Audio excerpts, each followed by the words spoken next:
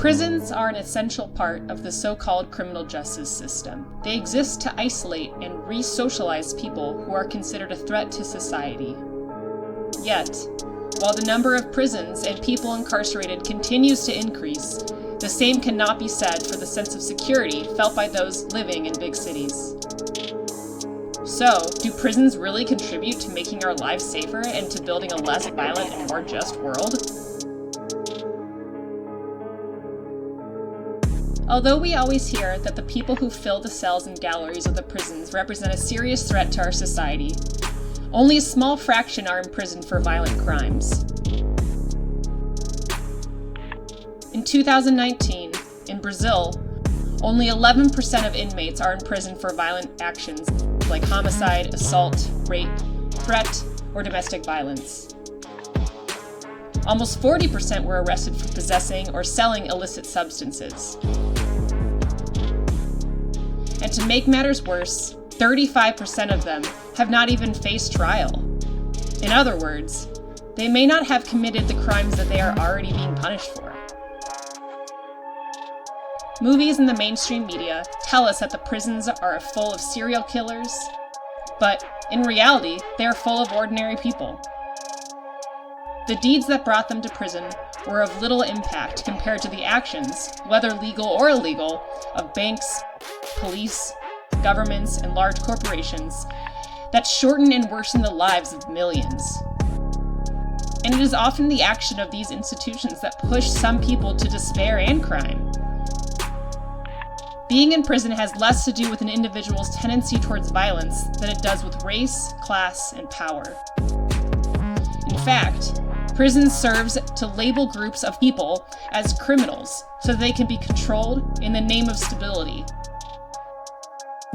This process of criminalization allows for the violent intervention of the state in the lower classes, whether by recruiting people into its repressive apparatus, or arresting and killing them in the name of public order and property defense. Even the argument that the police exist to keep us safe from violence is false. About 70% of homicide cases are unsolved in Brazil, while more than 3,000 people were killed by police across the country between January and September 2020 alone, of which 80% were Black. The judicial system is selective. It treats people of different races and classes differently.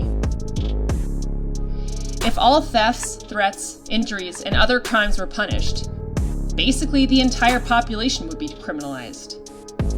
The system needs to be selective. If it were to punish everyone who broke the law, there would be no one left to be a prison guard, police officer, or judge. White, rich, and educated people have a much lower chance of being punished for their crimes, while poor, Black, and uneducated people are at much greater risk of being punished for crimes they have not even committed.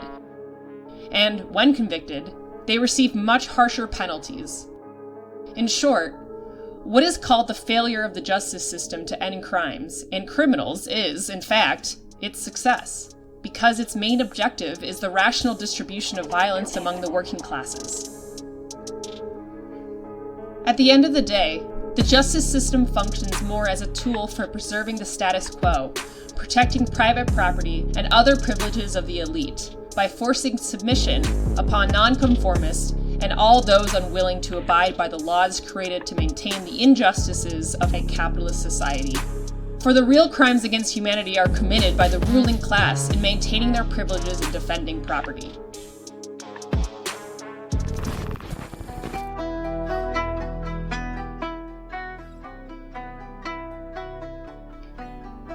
But let's imagine a world where only those who have committed serious acts of violence are imprisoned, regardless of their race or class.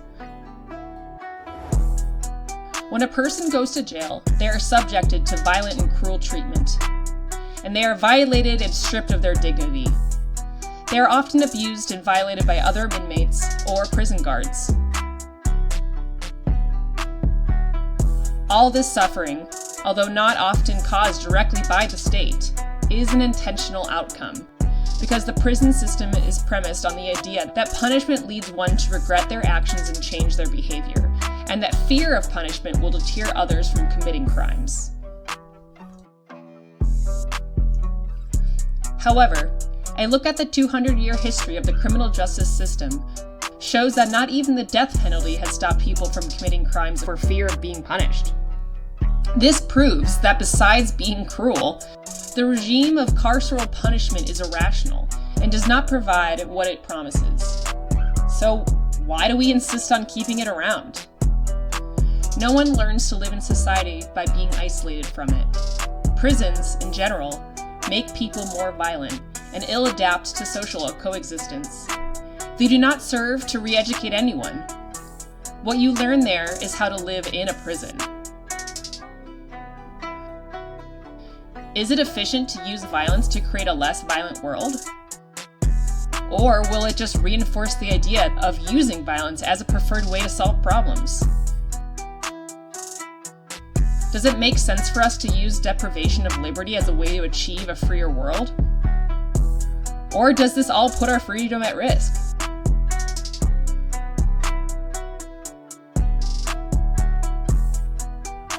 The punitive reaction always has a monopolizing tendency.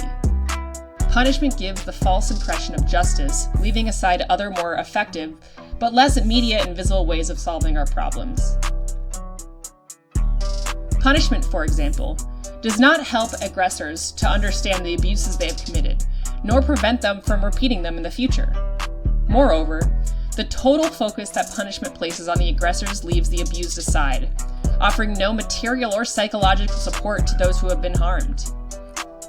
The punishment hijacks the will of the victim in the name of state interests, not with the objective of reducing pain or solving a situation. The focus on punishment turns it into a final objective, preventing the creation of truly transformative mechanisms. In the territories occupied by the Brazilian state, hundreds of thousands of people are imprisoned in degrading situations, the third largest prison population in the world.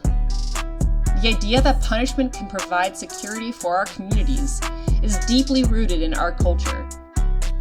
Even children are often punished when they do not act in a way we expect. But our societies are living proof that this model does not work.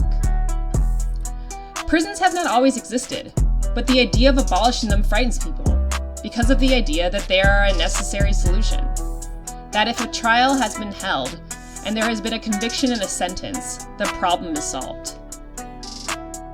But that person will return to society, more broken, and therefore more capable of carrying out unpleasant acts. Often, prison disrupts the families of those incarcerated, which makes all of their lives harder, and may lead to other family members to resort to criminal activities to survive, feeding the cycle of violence. This vicious cycle that pushes more and more people towards crime is the true function of the criminal justice system in modern societies. It is one of the methods the system uses to discipline bodies, making them economically useful and politically docile, and making the working classes governable and disposable.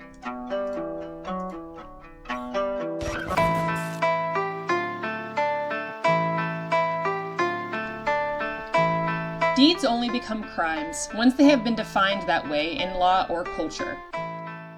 The drug trade is the most obvious example.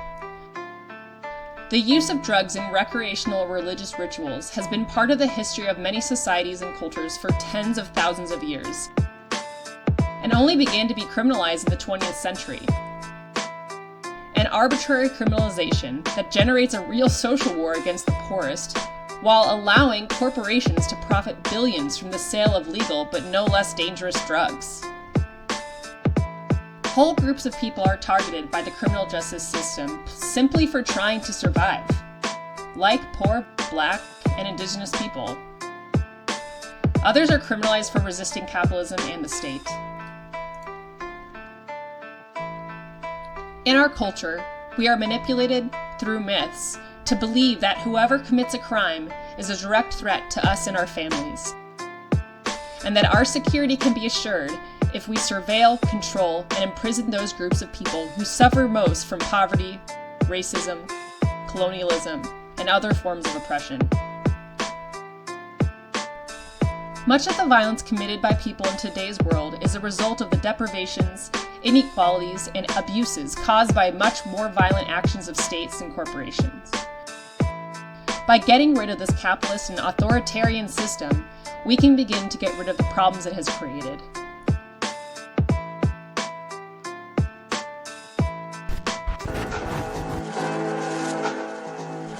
The state benefits from the lie that to have security we must give up some of our freedom. Since security is a feeling directly tied to our survival, the state manages to convince us that we won't be able to enjoy the little freedom we have unless we prioritize security and accept its protection. In the name of security, the model of prison surveillance and control is replicated in the family, school, hospital, factory, and throughout our communities, becoming omnipresent in our lives. To the extent that society has been unable to abolish prison, it has been swallowed up by the prison system. Today we live in open-air concentration camps, monitored and policed 24 hours a day, 7 days a week. Whether in shopping malls or public squares, in streets or alleys, ghettos and slums, whether in luxury condominiums or the less luxurious neighborhoods of the frightened and cowardly middle class. And so we give away more and more of our freedom in the name of a security that never comes. In fact, our survival, safety, and freedom depend on how well we take care of each other, not on how high the walls we build around us are. As long as there are states and authoritarian desires, we will need to defend ourselves from those who want to subjugate and exploit us. Sometimes we will also need to defend ourselves from those who threaten us by not recognizing our boundaries, by not empathizing with us, or by simply not realizing the consequences of their actions. The way we organize our defense can be a danger to our freedom.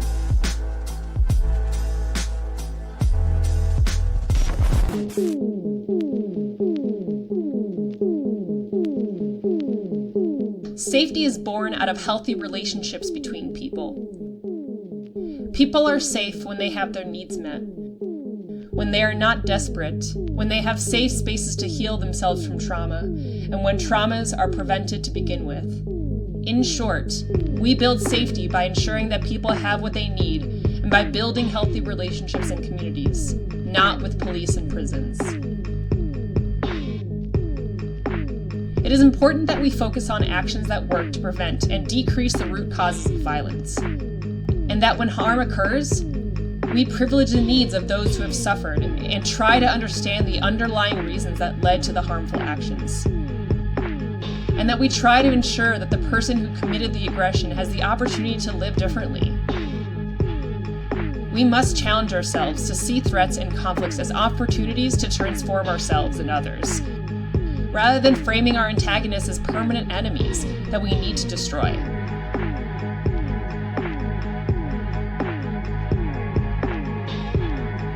Prisons and police have destroyed our people and communities for far too long. There are other ways to deal with the inevitable conflicts of life, ways that see people as capable of growing, redeeming, and healing, and which are based around meeting the needs of the community, rather than protecting a system of oppression and inequality.